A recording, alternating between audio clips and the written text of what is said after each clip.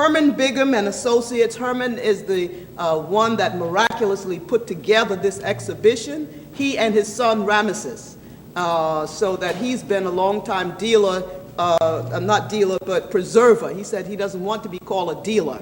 The dealer makes you think of a commercial person that's buying and selling like blacks on the auction block. And so he coined the term preserver, that if you're taking these objects and bringing them before audiences so that they can learn and study and know and be awakened by the presence of the objects, then indeed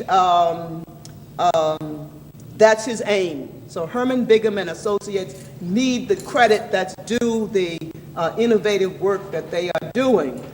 Herman Bigham and Associates prefers the use of libraries and other public spaces where presentations are more accessible and approachable.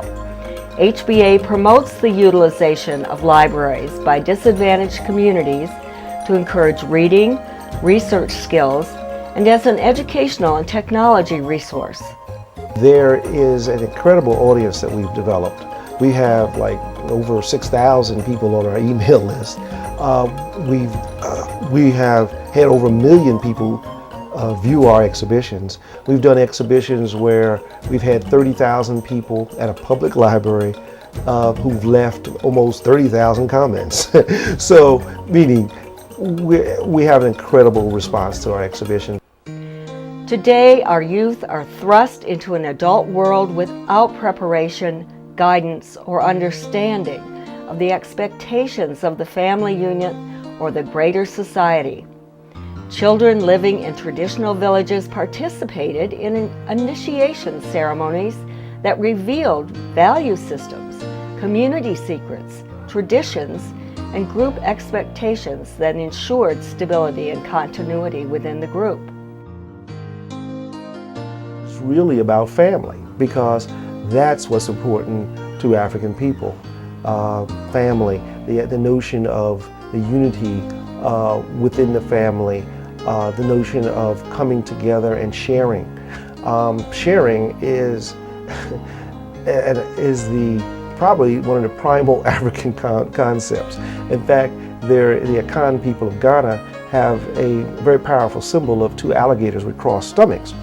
And people from the outside might look at it and think it's a sign of aggression, but it actually is a sign of sharing, because their stomachs are crossed, and it means when one eats, we all eat.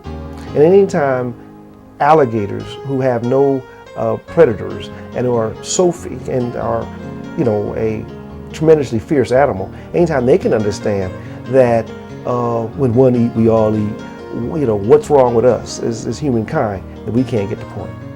Keep up the good work in reminding us of the good old days when the family unit was important and central part of children's overall nurture and growth.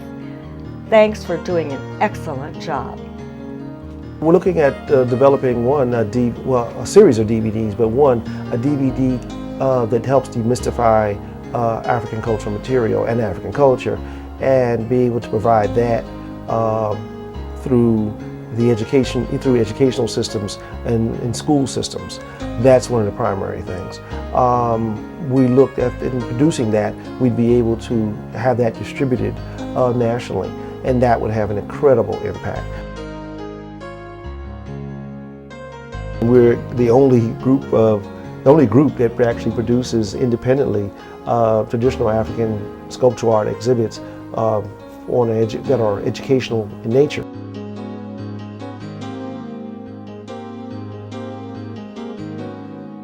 Our themes are current, they are relevant, they entice people, and then the material, once they see the material is overwhelming.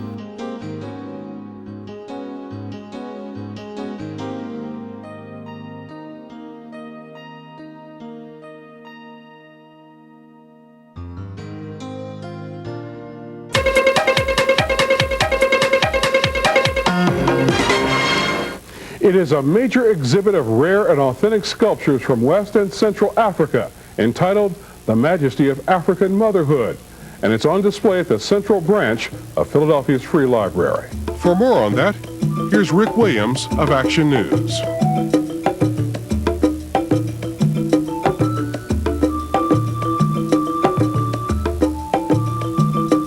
A majority come from Ivory Coast, Mali, Cameroon. David Lawrence has spent years collecting sculptures highlighting African motherhood. It's a very popular theme amongst sculptors in West and Central Africa. Actually, it's a very popular theme around the world. When you think of the Madonna and Child, mother is a very important aspect in certain matriarchal societies in Africa. The woman is held in very high esteem.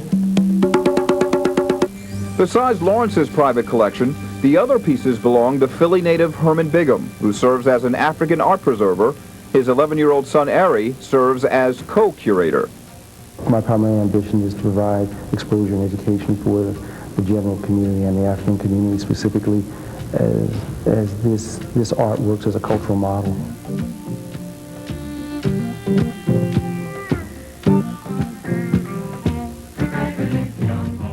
We've had 30,000 people see an exhibit at a public library. We've had 3 television programs. We've had incredible 10 newspaper articles in one exhibition. So we really have found that we're dealing with a material that has incredible power and presence and a way of affecting people. This presentation served to allow the community to embrace an art form that is most probably inaccessible to them for many reasons. This experience awed, inspired, educated, and moved every man, woman, and child who saw it. The presence and the power of the material can speak for itself.